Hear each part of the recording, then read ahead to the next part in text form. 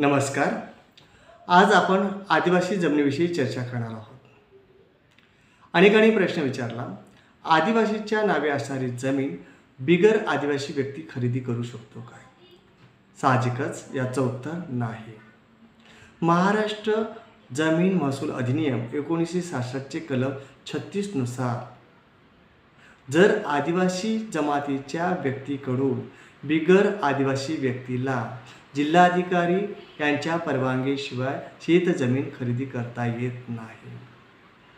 समजा अशी खरेदी केली असेल तर ती बेकायदेशीर खरेदी म्हणून ओळखली जाते. असे बेकायदेशीर हस्तांतर झाल्यास आदिवासीला जिल्हाधिकाऱ्यांच्याकडे अर्ज करून आपली जमीन पुन्हा प्राप्त करता येते.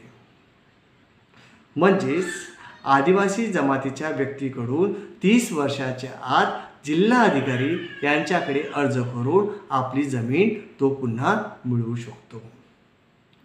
इतकंच नाही तर आदिवासी जमातीच्या व्यक्तीला 5 वर्षापेक्षाही कमी कालावधीसाठी त्याची जमीन गहाण ठेवायची असल्यास जिल्हाधिकारी यांची परवानगी आवश्यक आहे.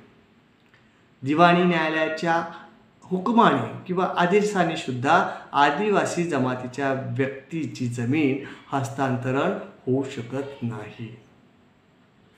काही वेळेला आदिवासी जमातीच्या व्यक्तीला पैशाची लालूच दाखवून, चिथावणी करून किंवा फसवणूक करून किंवा त्यांचा गैरफायदा घेऊन सुद्धा अशी जमीन घेतली जाऊ शकते. यासाठी आदिवासी जमातीला संरक्षण दिलेलं आहे. धन्यवाद.